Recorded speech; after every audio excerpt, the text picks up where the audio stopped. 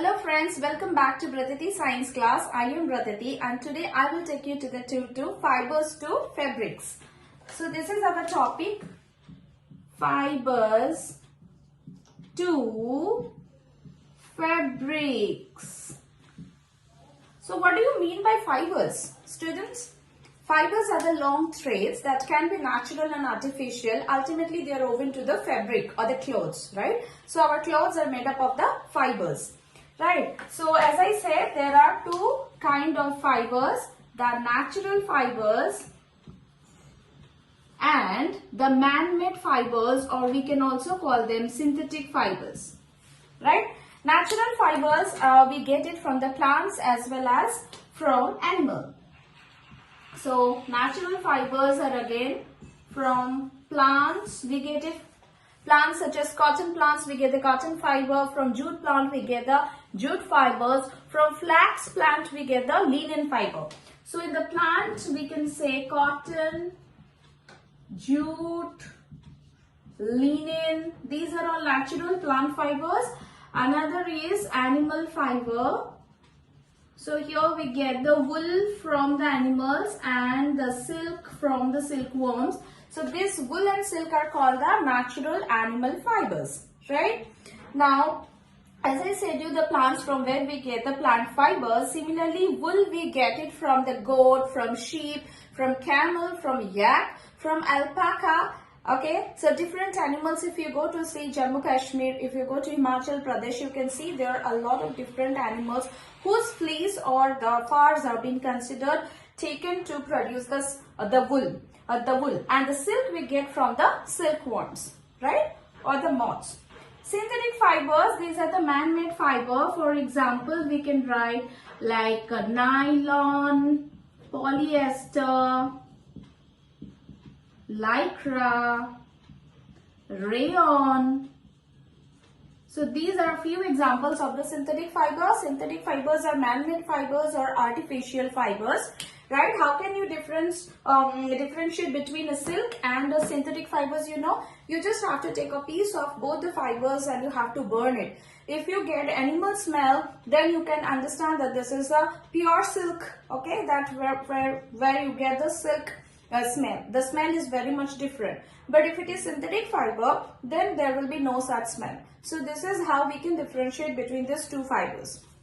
Right, children? So now we are moving to fibers to wool. Fibers to wool. Okay. So fibers, you know how to get it.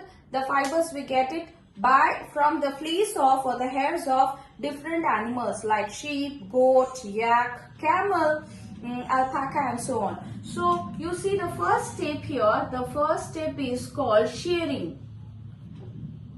Okay, the shearing process by which a thin layer along with the fur has been shedded, but they are not get hurt or they are not get killed. If we cut our hair, we don't get hurt, isn't it? Similarly, if we cut their fleece or shed their hairs, so that you can see, if you go to the mountain area, you can see the lot of shearing process taking place. After shearing, those all furs and hairs are done with the step number 2, that is scouring. So we are moving to the step number 2, scouring. Their hairs might be containing many dirt, germs, grease. So to free from these all, they are washed thoroughly. Nowadays, the machines are used for doing the step scouring. The third step is sorting. By the name itself, depending on the different texture, color, length of the furs or the hairs, they are sorted out. After sorted out, the small fluffy hairs that are called the blurs, those blurs are removed and they are washed again before the processing. So number 4, we can say cleaning of burrs.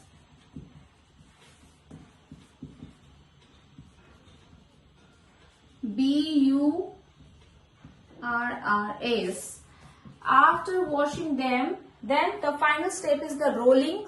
the rolling into the yarn, those fibers, you know, the long threads that are used for making the sweaters, and the small threads or short one, those are used to make the woolen clothes. Okay, the yarn are sent to the shop, and from where we get the woolen ball, and from where the sweaters are made. So final step is rolling, in which what happens, these fibers are then combed, straightened and rolled into the yarn. So these are the 5 steps of fibers to wool. Clear? Alright. So now we are moving to the next. I think it's clear to you. Now we are moving a very important process that is called sericulture. Sericulture. Sericulture is the process by which most of the Indians are dependent still on this. This is their occupation, sericulture. That is what? That is producing silk from the silkworms. Right? Sericulture, the process by which the cocoons are taken away and they are not allowed to complete their life cycle. So before we moving to sericulture, we need to know the life cycle of the silkworm. Right? So we get silk from silk production. So this is the simple way we can write. And silk we get from the silkworm. Silkworms. So now here I will show you the life cycle of the silkworms. As you can see, you know, it was told that this was a story that it was the mulberry leaves, and a king suddenly thought that why the mulberry leaves are being cut, and they see the cut marks and it's not growing. So they asked to have a look to the watchman, and they found that mulberry leaves are eaten by larvae or small insects. So they observed it carefully, and they found that the female silkworm, they lay hundreds of eggs on the mulberry leaves, and those eggs are hatched to the larva. Okay, so those larvae are called the caterpillar or the baby silkworm. So for around 30 days they eat every day and night a lot of mulberry leaves, and they grow enormous in size. After they grow enormous, those caterpillars stop eating, and then they release protein fibers by moving their head sidewise. And that protein fiber eventually get hardens when they come in contact with the air, and they form a cocoon or a hard covering surrounding them, which is called as cocoon. And this stage of silkworm is called as pupa stage. In the pupa stage they don't eat, and in that dormant stage inside the caterpillars are grown to the adult moth. But while preparing the silk, we need to hold this cocoon stage. We need to stop here. We cannot allow them to grow into the adult moth, right? So this is the life cycle. Now I will tell you what happens, how the silk are produced. So so once the you know, the mulberry from the mulberry leaves, the female silkworm, they lay 100 of eggs. Those eggs are, after hatching, those are transferred to the farmers, and the farmers, they keep the eggs in a very suitable temperature and humidity for certain period of time until they're hatched to the larva. Those larvae, the caterpillars, are born, and they eat the mulberry leaves every day and night until they grow to enormous size. Almost at around 30 days after, they stop eating and they are transferred to the plates, and in those plates small twigs are given. So on that twig, they hold on the twigs, and they secrete actually the protein fiber by moving their head sidewise, and they form that cocoon. Those cocoons are collected by the farmers, and you know what happens, those cocoons are then steamed in high temperature, so that from this cocoon the silk threads will come out, and those threads will be rolled to make the silk fibers, and from silk fibers finally the weavers will woven these fibers to the silk fabric. So this is how we can now learn about. We can now move to silk, obtaining silk, fibers to silk. We can write fibers or silk fibers to silk. So here we have again two steps. The first step is rearing of silkworm, and this rearing of silkworm, this process is sericulture. And then step number 2 is processing of silk. Processing of silk fabric. Now you know what happens. So first one, that is the farmers, the eggs are hatched and rearing of silkworm is done, the cocoon step is done, and from this cocoons are collected. Those cocoons are boiled in the water, and those steamed water, from there the threads are being collected, rolled into the silk fibers, and finally woven into the silk fabric by the weaver. So these are fibers to silk process. You know there are different texture of silk. Now we will show you the silk texture.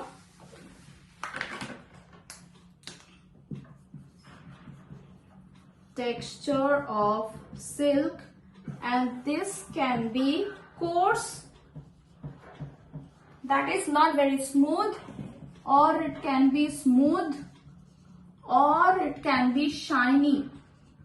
Depending on the texture of the silk, you know there are different silk saris available in the market. Like we can say mulberry silk, we call pure silk, right? We can call muga silk, we know airy silk,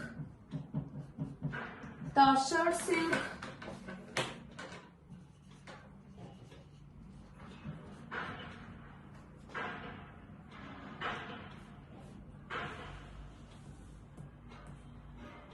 okay, so etc. are few example. Kosha silk is also there, K-O-S-A. So you know jute silk and so many different kinds of saris. So depending on the texture, why the names are different? Because it depends on the texture of the silk. I hope today's topic fibers to fabric is clear to you. We have covered two things, that is, first is about fibers. Fibers are of two kinds, that is natural fiber and the artificial fiber. The examples of natural fiber and the artificial fiber or synthetic fibers. Then we move to the fibers to wool, what are the steps, how we get the wools from the fibers.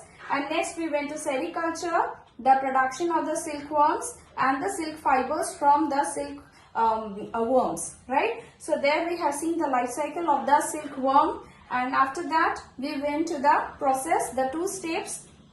The first step is sericulture, or you know rearing of the silkworm, and the second step will come to the processing of the silk, right? So these are the two steps, and then we finally went to the texture of the silk, different texture, and depending on that the different kinds of silk are available in the market. So I hope children you liked today's session. Please write comment in the below the video, like and subscribe, and please share with your friends, and come back to my channel to get notifications in the fast. So you have to press the bell button so that you can get all the notifications. So see you, take care, see you in the next class.